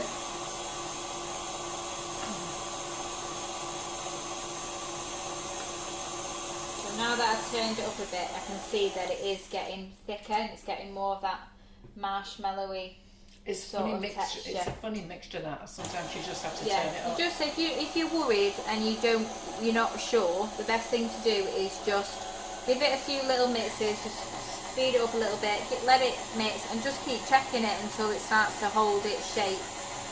You don't want a complete hold, but you want it to be really thick so that when it runs, it's running really thick and glossy. When you come to wash your beater, your whisk afterwards in your bowl, just put hot soapy water in and it'll dissolve it all. Yeah. So the slower that it's taking to go down, that's where we want it to be. So we're just going to give it another quick mix, and then I'm going to add in the colour to it. How do you know? Annette Lawson said she likes eating it like that. Yeah. It's like This a thick is fluff, this is like your marshmallow fluff. Yeah. And you can eat it at any stage because there's no eggs in it. You can just go with it. Yeah. You know, if you want to start spreading that all over whatever you got, then go for it. Yeah. But it is like marshmallow fluff, isn't it? But yeah. Well, in fact, it's not like marshmallow. It is marshmallow fluff. It is. Yeah. It's just a bit softer. Yeah. When you do the whipping up marshmallow fluff and you add that golden syrup, it makes it a soft set, whereas this won't set. You should completely come and make that soft. one day for them. Yeah. Well, I was going to bring some of my cookies and start, making you all jealous eating my cookies and my marshmallow, but I thought it was a bit mean. So this is where I want it to be. It's when I lift out the mixer, it's very, very thick, and then slowly it starts to drip off away. So all I did to make this colour, if you're just using one colour, just add in your colour and then give it a quick whisk. But this, I don't want it, I always pick the one that's not open. I don't want it to mix in the colour so much. I just want it to give it that nice little effect. So that's why I'm taking it right to the end. Let's find one of these that's open. I only have one of each colour, but Mum has about 5. Karen and I are trying to work through them. Work through. Well, I've run out of lemon, so I'll take one that's got a bit in. Yeah, take that new one. So all I did was add 3-4 drops of each colour around, because I don't want, if these colours mix together, you're not going to get a nice colour. No. So we don't want to mix it too much. So a little bit of the green. Karen and I are trying to work through so that we've only got one set. It's from all the classes when we used to have all the classes here. Well, I'm happy to help you out as always. Laura, when Laura's here, I always end up loading her up. So off you go. Do you need this? Do you need that? Could do with this going. Like, yeah, it's not a problem. So a couple of drops of the red, and then very quickly we're just going to mix it really slow. And that's it. Because I don't want those colours to blend together. So scrape off, and what you'll find as soon as you stop mixing it, it just gets thicker and thicker and thicker. So don't be stopping and then thinking, oh, I'll just go off and do this and come back to it. You just need to... It'll be set. Yeah, it'll be set by then. You need to just come back. So I'll just show you on the overhead, we've just got those colours in. There, so I've got a few different colours mixed in, and I'm hoping when I cut my other one... Your green's stuck to the side, really. Yeah. Let's stir that in while I'm getting it out. Oh, that's good, isn't it? Can you see that on the camera there? So, Oh, my arm's in the way. yeah. Oh, isn't that nice? Probably could have done with a little bit more green, but it looks very nice and summery. Mm.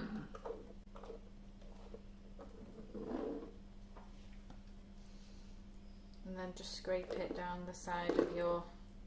So I'm going to show you the bottom of the pan of the mixing bowl. I don't like to hide anything because I worry that people will follow these recipes and things happen that you've not been told about, and then you think you've gone wrong and you haven't. So I think it's really important to show you what the mixing bowl looks like at the end.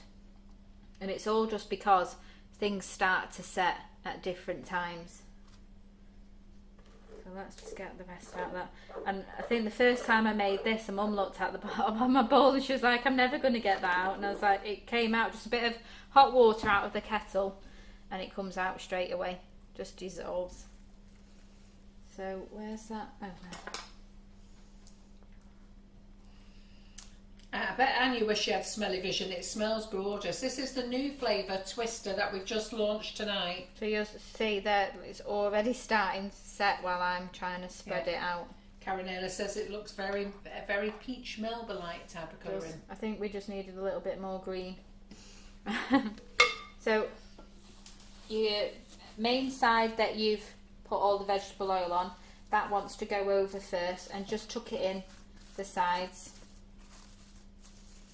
like that. And then that bit where I've just put a little bit oil on the side is just to tuck it in that side, and that just makes it so much easier to get out when it's set. You just leave that on the kitchen side out of the way of sunlight and just leave it for 3 to 4 hours and it'll be ready to chop up. So we'll put that one aside there. Look nice cook. This, just let it set, eat that. So this is what happens to, it doesn't always happen, it just happens sometimes, but I want to show you so you know that you've not gone wrong and it's not a problem. But in the bottom of my bowl there, and it's because the syrup is so hot that when you start to pour it into this bowl, it starts to crystallise on the side, but it doesn't stop the marshmallow from working and it doesn't stop it from setting.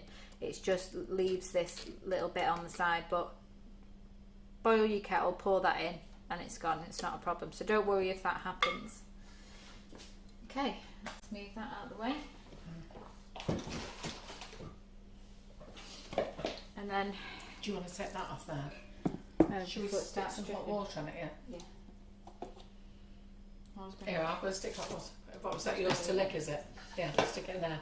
Oh, That's I'm Laura's treat. going to use that. I'm going to put it in there. Oh yeah. Put it in there, won't we? Is that your sneaky treat? Mum trying to get rid of it on me. Off with that way, No, I was going to put hot water. She had I a had little too much secret chocolate. plan. No, I've been sat here eating chocolate shards that Ollie made.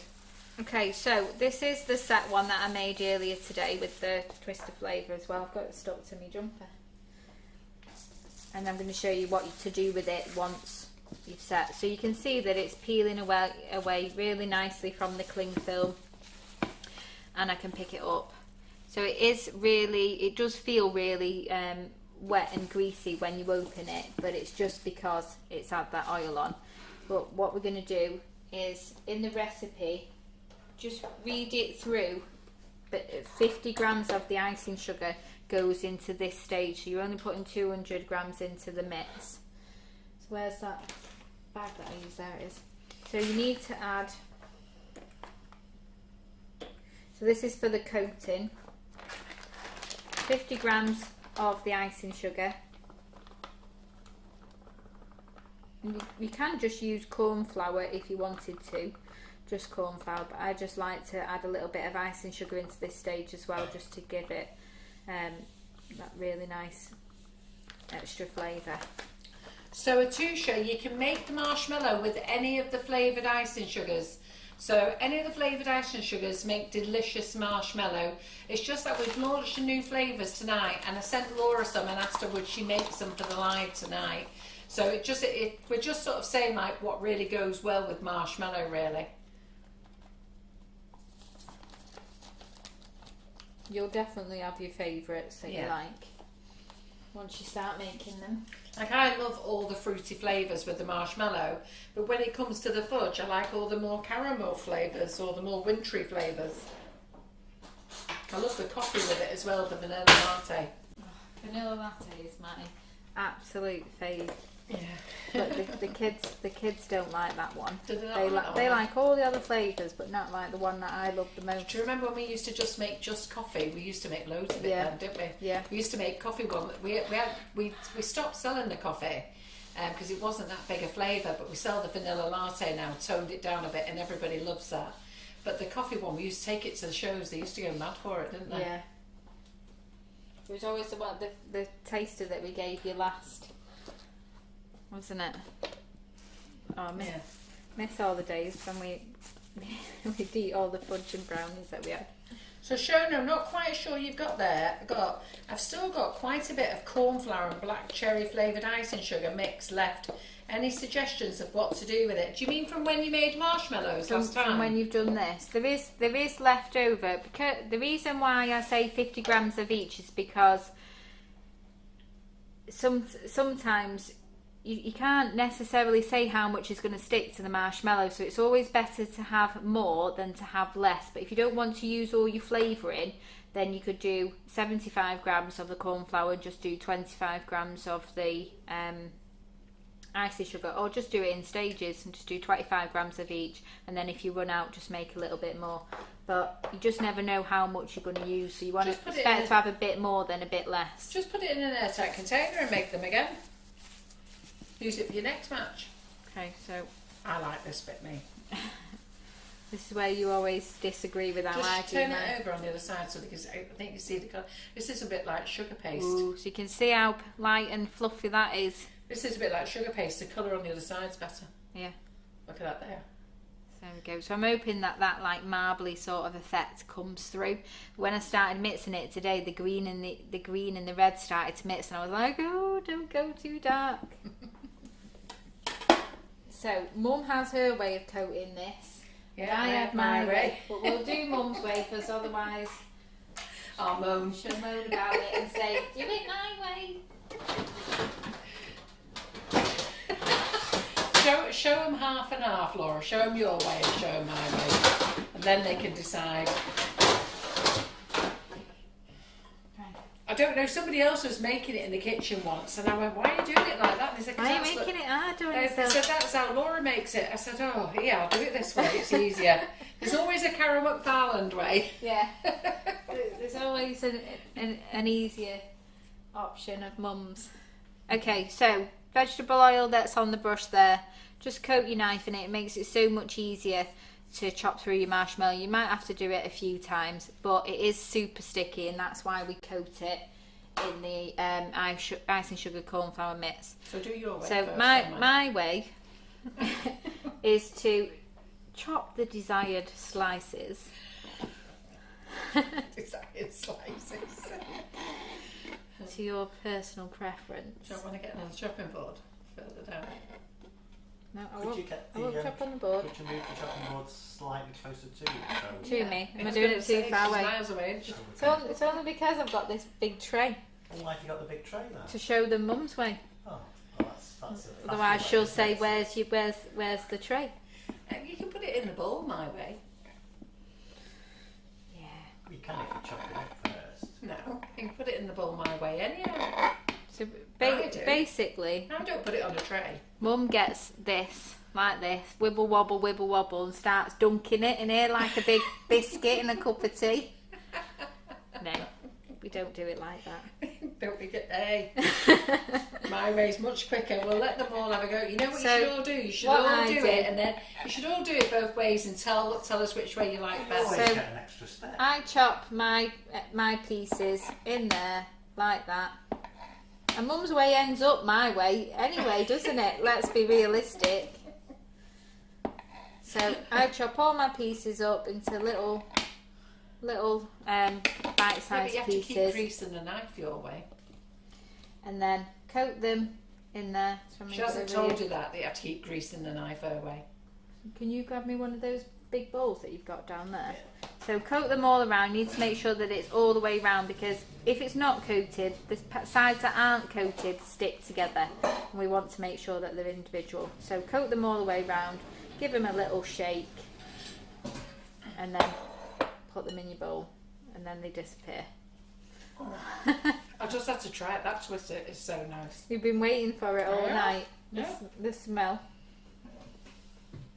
So I do it like that with all my pieces until they're all in there. Kathy Eaton says, "Sorry, Carol, I love you dearly, but I love But then- Laura's way." I can't see how that bowl fits in there, so Mum would do this, wouldn't you? This is how you told me anyway. Yeah.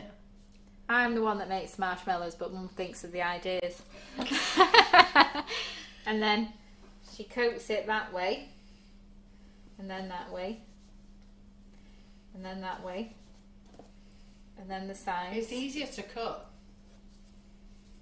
You're still cutting the sticky bit, aren't you? Yes, I know, but she has to keep she has to keep greasing her knife. Simon, she loves it. So, question for you, Laura: can you make Turkish delight? Well, this is how we started making marshmallow, because we used to have a Turkish delight flavour, and we used to make it with the Turkish delight flavour. I was But- missing Mum's other bit. So before she cooks the desired pieces, she then rolls this, like this. So after rolling it in, So you roll it Yeah, because whole, she's now cut it in slices, and then you don't roll she? it individually. But then look what happens. You've still got a bit that's not been coated, so you have to dip. I don't do it like that. You've been a mess. we still have to So you've still got to coat all those bits there. I don't. Anyway, I do it like I'm that. the Then I one- slice it all. Then I cube it all. Then I chuck it all in the bowl together. Right, so basically she's doing it the long-winded Yeah, way I'm of doing just it like chopping that. it, sticking it in the bowl, mixing it up and putting So it in she's the trying other to show you that individually making it look like hard work. But did you see the way she just sliced it all up then and threw it in? Well, that's So the same much way easier. she was It's the doing same it. way. Yeah, she wasn't. Thank you, Simon. We'll never agree, will we? But yeah, you can cut it however you like. So I won't cut it all. We'll just cut a bit more, and then have a look at my colour coming If through. anybody wants Turkish delight, by the way, you're best off grabbing it now Does because it mean you can it's make being the discontinued. the marshmallow with Turkish delight, or do I know how to I think make it means Turkish do you know delight? how to make Turkish Right. delight? So a few weeks ago, well, probably about 2 months ago, I did make Turkish delight, and the first time that I made it was absolutely amazing. I was really excited. I showed Mum. I said, "Look, I've made Turkish delight. It's fantastic. Tastes really nice." And she went, "Great, make it this week on the live." So I was like, "Yeah, no problem." So then I made it again, and it didn't work. And I was thinking, "What have I done?" So then I made it again, and it didn't work again. And then I made it again, and it didn't work again. And then I was like, "Right, I'm giving up for a bit because it just gets too much pressure. If I don't want to come on live and then it doesn't work here." So it is something that I need to work on and do again. It was very, very close. It's just it did everything that I hoped it would do that first time. I don't know what I was doing that first time, but I will when I've confidently made it, I will show you how to make it. But I don't like to show you anything unless it's perfect. I'll check the stock of it Turkish delight tomorrow, because I'm sure it was last week or the week before they were just making the last blend of it, and then that's it. And I'll just tell you why we're discontinuing it. Turkish delight was one of the first blends that we started to make, and I love it, and it just didn't sell. So John got rid of it. It's such a lovely flavour. John got rid of it, and it's the same as pistachio. So we got rid of it because he said, "Look, Carol, there's no point. It's too inexpensive flavour to have around, and it doesn't sell." So we got rid of both of those flavours. And then I've had members come back and ask me and ask me and Ever ask me. since, everyone's asking where it is. And I put John under pressure to buy it, and it's come back and it still doesn't sell. So there's just no way he's going to allow it to come back again. And I love it. It's a shame, really. But I'll check in the warehouse tomorrow that just in case the stock wasn't updated, I'll check. And then if there is any, I'll put it back out, put it back on sale. But it's highly likely it may have gone. But I'll double check tomorrow. Okay. So I'm done now. I'm just chopping this while you was chatting. Yeah. But I'll have a little tidy. I'll just chop this last piece, Or do you and want to then, get the rest of that fudge together for everybody? and then I'll. So does the Twister or any of the summer flavours come in the 5 kilo bags? I've not done them in the 5 kilo bags yet because I need to see what's going to be most popular. Yeah. And before we put them in 5 kilo bags, we've done this before with a couple of flavours. We put them in 5 kilo bags like lime, key lime, orange zest. What else did black cherry we have? We're discontinuing the black cherry in the large bags now. That's what I was going to say. You could discontinue. I was like, no. If Sean could have his way, he's going to get rid of black cherry. No. So we're discontinuing the large bags of them, and we've discontinued Jaffa Twist large bags because they just sit on the shelf. They just don't move. So somebody's just said, how can we make pink lemonade? The pink lemonade was amazing. So for pink lemonade, if you want to make that, because that was another flavour that is absolutely amazing, but it just doesn't sell very fast.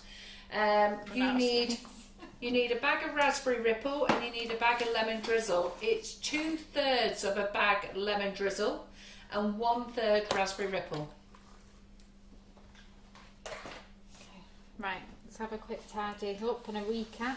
Yeah, or if you want to make it more lemony, do a 1/4 raspberry ripple and 3/4 lemon drizzle, and then you'll get your pink lemonade.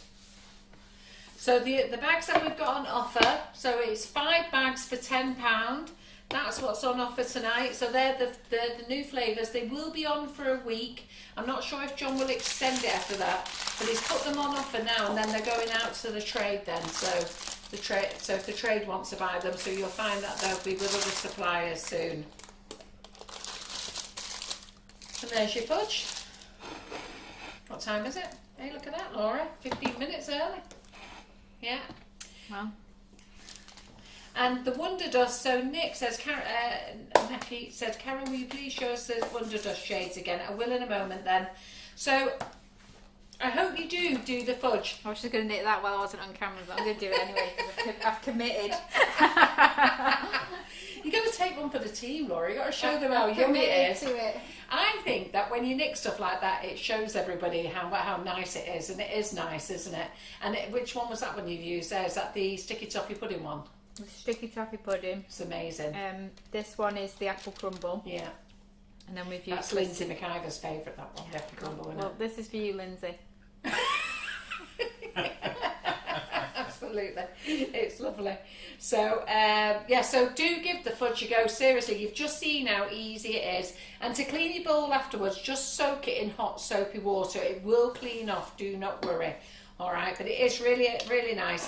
And let me tell you now, even if you don't like marshmallow, once you've made your own homemade marshmallow, you will love them. Right, I'm just going to come around here and show you the Wonder Dust. Laura, big thank you.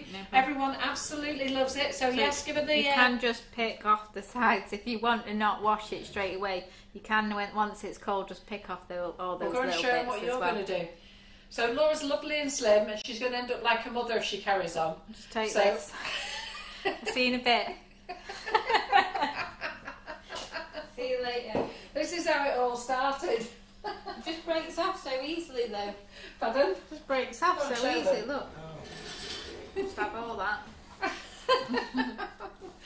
We're not about waste here. Her husband looks at her and then looks at me and thinks, oh God, that's what I'm going to get in a few years' time.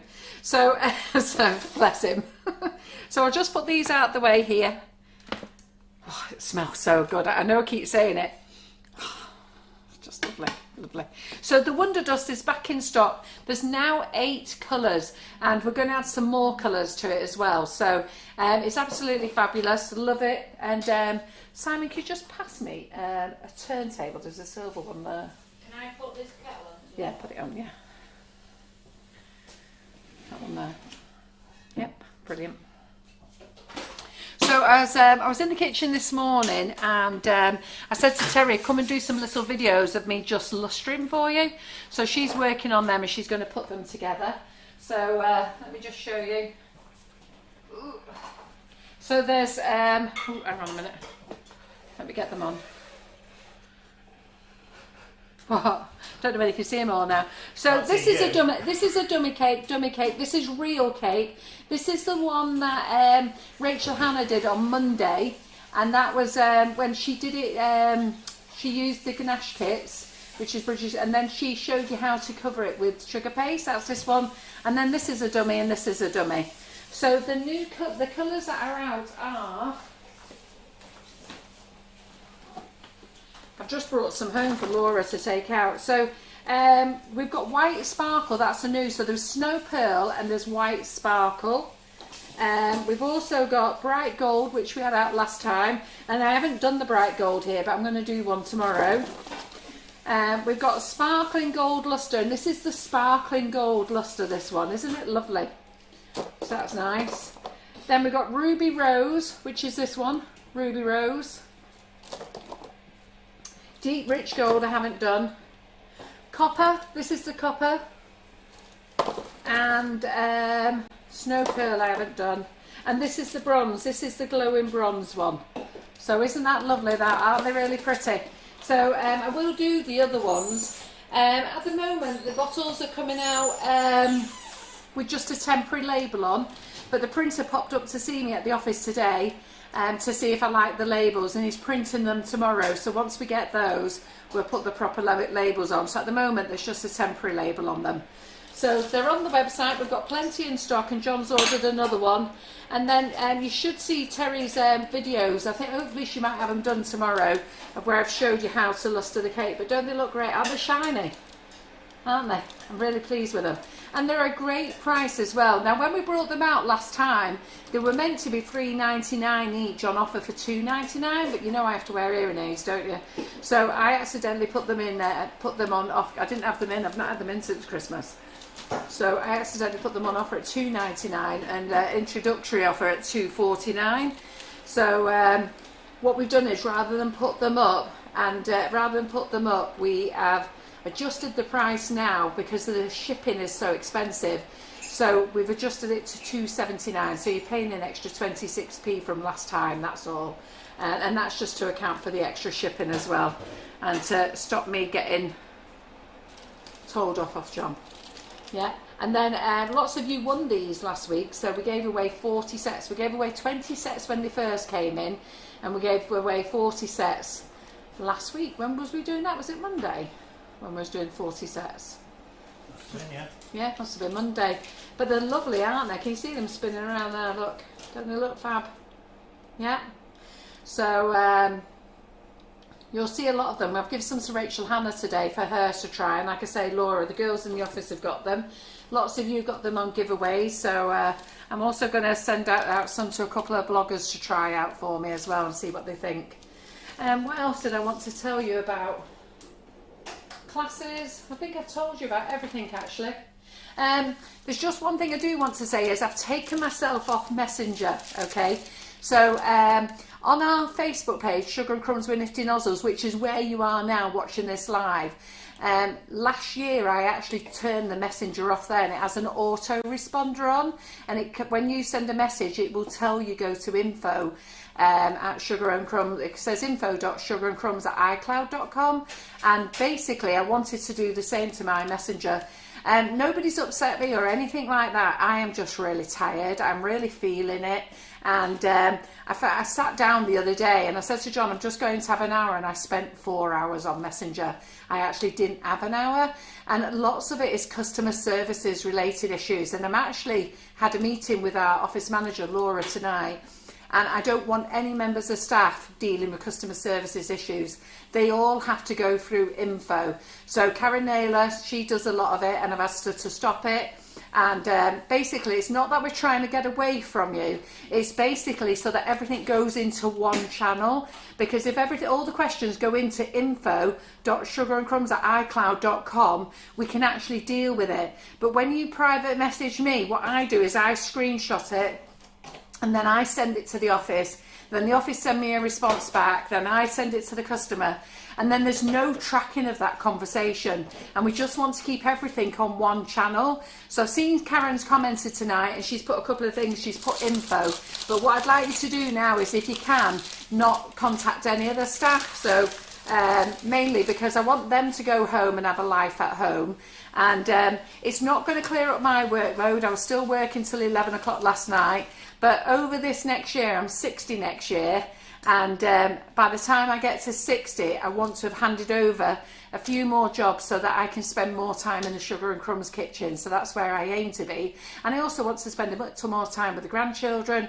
We call them phase 1 and phase 2 grandchildren. Laura's just brought me this lovely, oh, I can't show you, I've got cakes on it. Wait a minute.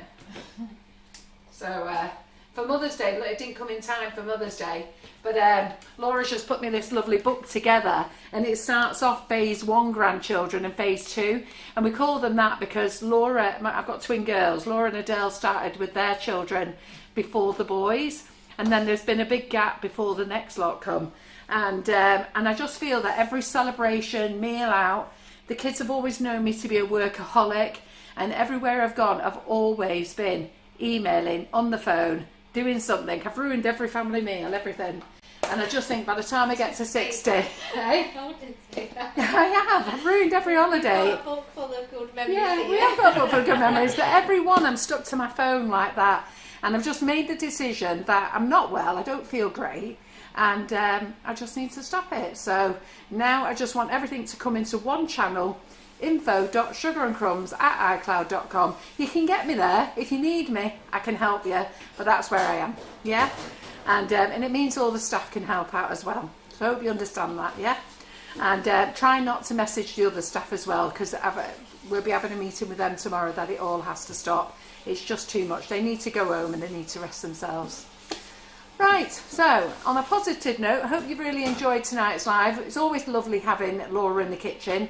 I love all the things that she makes, and Simon's been very quiet tonight. Why have you been quiet, Simon?